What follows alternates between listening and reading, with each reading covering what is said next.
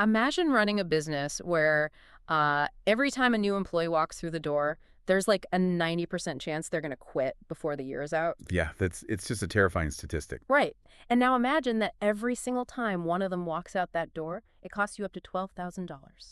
It's a systemic hemorrhage. Yeah, Really, we're looking at an operational crisis here that fundamentally threatens our physical economy. exactly. I mean, the vast, invisible circulatory system of asphalt and 18-wheelers that, keeps our grocery store shelves stocked and hospitals supplied, it is dangerously losing pressure. Yeah, it really is.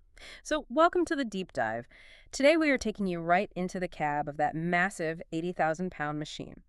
And our roadmap today is a deeply insightful piece of source material. Hmm. It's titled The Fleet Frontier: Navigating the Driver Shortage Crisis, and it was published by Responsible Fleet. And, the value of this specific analysis is that it moves entirely past the panic. Right, totally. It ignores all those breathless headlines about supply chain doom, and it focuses strictly on the mechanics of survival, which is what we need right now. Absolutely. So, our mission for this deep dive is to uncover the, well, counterintuitive strategies that smart fleets are actually using to survive this exodus. Because, spoiler alert, the solution to the driver shortage isn't simply running more job ads. Oh, definitely not. It requires a radical structural shift in both technology and workplace culture. Because the implications here go far beyond just logistics. Solving this specific bottleneck requires a total reevaluation of blue-collar retention across the board. Yeah. I mean, it changes the entire power dynamic between a worker, their digital tools, and the corporation they drive for. Okay, let's unpack this, because before we can explore the bleeding edge solutions, we really have to look at the brutal math of the traditional approach. We do. The numbers are grim. They really are. Yeah. The latest data from the American Trucking Associations, the ATA, it paints a staggering picture. We are currently sitting on a shortage of roughly 80,000 drivers. And the trajectory is steep. If the current friction in the industry remains unresolved, projections indicate that void will double. Wow. Yeah, exceeding 160,000 missing drivers by 2031. That's just wild. But, the sheer volume of the shortage is really only a symptom of the actual disease, which is the retention failure. Right. And the turnover rates are what really blew my mind. For the large truckload carriers, like those massive fleets you see constantly on the interstate, annual turnover is hovering near 90%. Unbelievable. Even the smaller, more nimble fleets, which historically hold on to their people a bit better, they're bleeding out at a rate of 60 to 70% a year. Yeah, which is still incredibly high. It's unsustainable. Relying purely on recruiting in this environment is like running a subscription streaming service with a 90% churn rate. Oh, that's a perfect analogy. You'd go completely bankrupt spending millions to acquire new users every month just to replace the ones canceling their accounts. I mean, you have to plug the leaky bucket. Let's put some real financial weight behind that leaky bucket, actually. Replacing a single commercial driver costs a fleet between $8,000 and $12,000. Wait, $12,000 for one driver? For one single driver. Oh. Because that is not just the hard cost of placing a help wanted ad. Right. That figure accounts for the recruiter's salary, the background checks, the onboarding process, the specialized training, and the massive opportunity cost of a truck just sitting idle in a gravel lot, generating zero revenue for weeks. Wow. So if you scale that up to a, I guess, relatively modest operation, say a fleet of 50 trucks, losing just 10 drivers over the course of 12 months means you are vaporizing anywhere from $80,000 to $120,000 Annually. annually, just completely avoidable waste. Exactly. It is a profound misallocation of capital. Because every dollar spent on replacing a driver is a dollar stolen from the maintenance budget or the driver bonus pool, Right. or even just the capital required to buy newer, safer trucks. Yeah. And this creates a vicious, self-sustaining cycle. Oh. Well, high turnover drains the company's financial resources, right? So because the company is cash-strapped, the quality of the job inevitably degrades. The pay stays flat, the equipment starts breaking down, the benefits shrink. Oh, I see. And because the day-to-day reality of the job is now objectively worse, the turnover rate accelerates even further. Man, that's brutal. So to break that cycle, fleets have to fundamentally alter what it actually feels like to do the job. Yes. And counterintuitively, the primary tool for changing that human experience isn't coming from the HR department. It's coming from the hardware. Yeah, which is fascinating. Because historically, technology in a commercial cab has been, well, Weaponized? Right. Fleet managers treated systems like GPS tracking and telematics as top-down compliance tools. It was a digital leash used to monitor the asset, not to actually assist the operator. The ultimate big brother in the passenger seat. Exactly. But the fleets that are successfully plunging their turnover rates, they're flipping that script. They're tuning telematics into a driver advocacy tool. So it's not just a tracker anymore. No, telematics isn't just a dot on a digital map. It's the truck's central nervous system talking to the dispatch software in real time. Smart fleets are using this constant stream of data to intelligently assign loads and, crucially, eliminate deadheading. Oh, okay. Let's define that, because deadheading is the bane of a driver's existence. It really is. It's the logistical mismatch of supply and demand, right? Like, you drop off a load of consumer electronics in a city, but there is no manufacturing base there to provide an outbound load. Exactly. So you have to drive a 53-foot empty box hundreds of miles to the next pickup. You're burning diesel, you're burning your legally allowed driving hours, and usually making a fraction of your loaded pay rate. It is the definition of friction. But with intelligent routing, the dispatch system cross-references a driver's available hours with regional freight networks in real time. Oh, nice. So if a driver's dropping off lumber in Chicago, the algorithm has already secured a load of steel heading back toward their home base before the lumber is even unloaded. That's brilliant. The driver doesn't drive empty. Their income remains stable. And crucially, the algorithm guarantees they actually make it home for the weekend. When technology is used to respect a driver's time, satisfaction replaces frustration. The same logic applies to ELDs, right? The electronic logging devices. Yes, absolutely. Because for decades, drivers had to manage physical paper logbooks to track their federally mandated hours of service.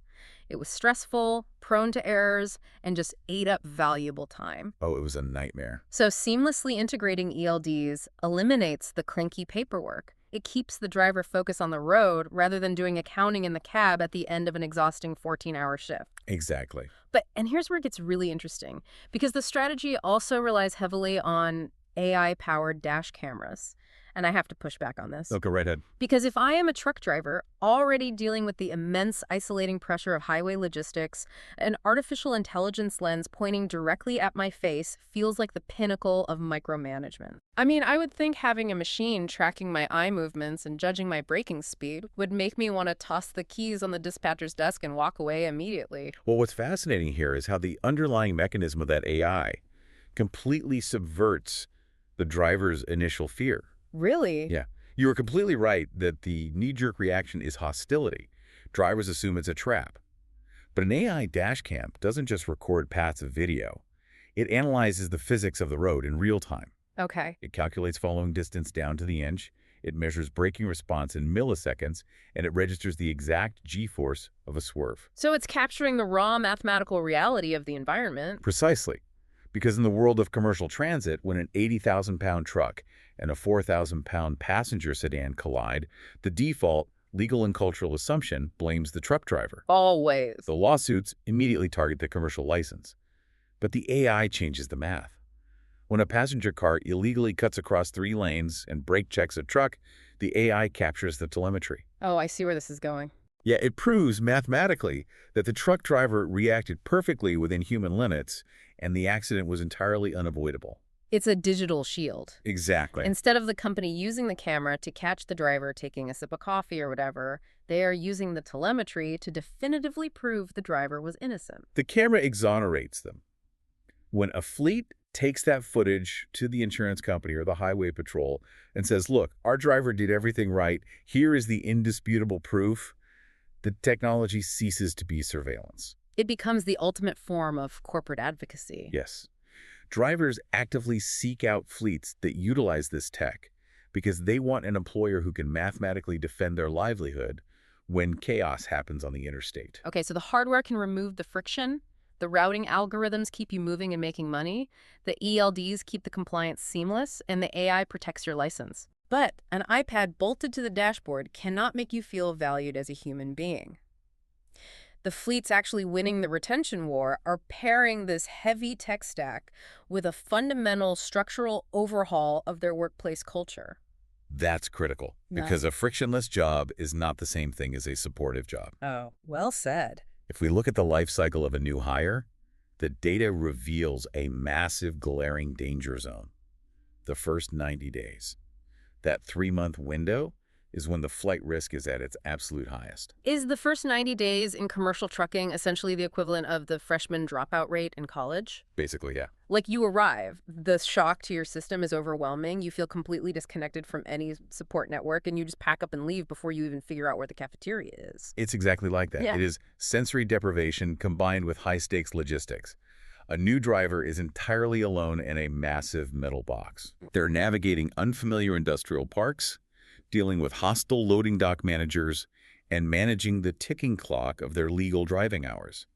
And historically, their only human contact was a muffled, impatient dispatcher over a bad cellular connection. That sounds awful. The isolation is crushing. Which is why the smart fleets are deploying highly structured mentorship programs. They aren't just handing a rookie the keys and wishing them luck. Right. They are actively pairing them with experienced veterans during that critical 90-day window. They're also entirely modernizing the communication loop. Progressive fleets are deploying mobile apps that give drivers a direct, immediate line to multi-departmental support. The human stakes of that are massive. Imagine sitting in a gravel lot in Ohio at 2 a.m. Your truck is throwing an engine code, your delivery window is in 3 hours, and in the old system, you're just sitting on hold listening to elevator music. Yeah, just hoping a night dispatcher eventually picks up. That exact scenario is why people quit. But a mobile app that connects a driver instantly to a mechanic or allows them to hit a button to alert a veteran mentor that they're confused about a specific way station protocol, it acts as a vital lifeline. That changes everything. It really takes an intensely solitary job and wraps it in a team-oriented safety net. And there's also a major shift toward flexibility and transparency. And look, I know flexible scheduling sounds like standard corporate HR speak. Oh, sure. But we need to translate that into the reality of the physical economy.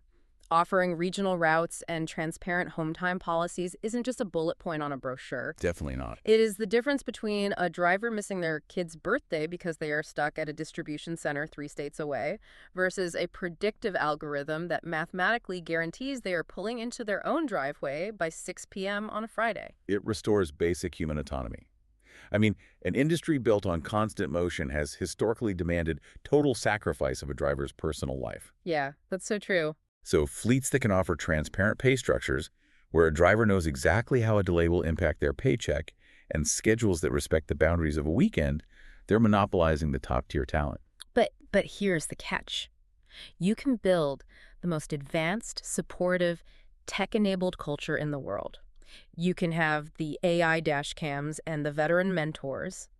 But if the trucking industry at large has spent the last 40 years burning out drivers, how do you bridge the gap? How do you convince a deeply cynical labor pool that your fleet is actually different? Because the old help wanted sign taped to the back of a dirty mud flap just doesn't work anymore. No, the era of post and pray recruiting is entirely dead. Progressive fleets are utilizing hyper-targeted, data-driven recruiting that focuses aggressively on demographics, looking for stability, not just road warriors. Interesting. And to do that, they are fundamentally changing the lure. They're highlighting quality of life and technological investment over the traditional industry trap. The massive sign-on bonus. So are those massive $5,000 to $10,000 sign-on bonuses just a corporate sugar rush? That's exactly what they are. Because it gets a desperate driver in the door, sure. But the crash comes 3 months later when the cash is spent, the taxes are paid, and the driver realizes the routing is still a nightmare and the dispatchers are still toxic. This raises an important question, though, about authenticity in the modern labor market. A one-time cash injection cannot anesthetize a driver against a broken day-to-day experience. Right. Furthermore, modern drivers are highly connected. They exist in a vibrant digital ecosystem. The industry operates around a massive digital water cooler. Oh, like the Facebook groups, the subreddits, the reviews on Glassdoor, and Indeed. Yes, all of it. Drivers are constantly talking to each other. They compare per mile rates, they compare dispatchers, and they name names. A digital reputation is ruthless, and it cannot be faked with a slick marketing budget. If a fleet promises a collaborative culture and guaranteed home time in their advertisements, but their actual drivers are wrestling with unreliable ELDs and predatory scheduling. Get exposed. Instantly. The online community will dismantle that fleet's reputation in an afternoon. Authentic investment is the only marketing that survives scrutiny. It demands proof over promises. And this brings us back to the source of our deep dive today. The article we are pulling from was published by Responsible Fleet, which you can actually find at responsiblefleet.com. Yeah. They aren't just observing the shift, they are actively providing the architectural foundation for it. They're building it. Exactly. They are the ones supplying the intelligent telematics, the exonerating AI dash cameras, and the seamless ELD compliance systems. They are arming these fleets with the actual tools required to make good on those cultural promises. You cannot promise a frictionless, respectful work environment if you refuse to buy the tools that remove the friction. Right. The digital infrastructure and the cultural empathy are entirely codependent. You cannot execute the culture without the tech. So, what does this all mean? If we step back and look at the blueprint we've just laid out for you, the driver shortage of 2026 is a terrifying macroeconomic metric, but it is not an unavoidable apocalypse for every company. No, it's not. The fleets actively winning the talent war are the ones treating their hardware and their humans as a single unified investment. They've realized a fundamental truth. Technology respects the worker's time, and culture respects the worker's humanity. You literally cannot have one without the other. And if we connect this to the bigger picture, consider how this exact retention strategy might bleed into your own industry. Oh, that's a great point. We are watching truck drivers successfully demand that artificial intelligence and biometric tracking be used to protect and exonerate them, rather than purely to surveil and punish them. Yeah. If the absolute hardest, most isolating blue-collar job in the country can force algorithms to act as worker advocates, could this fundamentally shift the balance of power between labor and corporate management everywhere? Right. Will this concept of pro-worker AI become the new non-negotiable baseline for every physical job in the future economy? That is an incredibly provocative thought to leave on. If the unblinking eye of the machine actually starts working for the worker, the entire dynamic of modern labor changes. It really does. Well, thank you so much for joining us on this deep dive today. We hope you walk away looking at that 18-wheeler in the lane next to you a little bit differently. Keep questioning the systems that keep our world moving. Keep looking for the invisible forces shaping the physical economy. And remember, even the most catastrophic leaks can be plugged if you finally understand the mechanics of the bucket.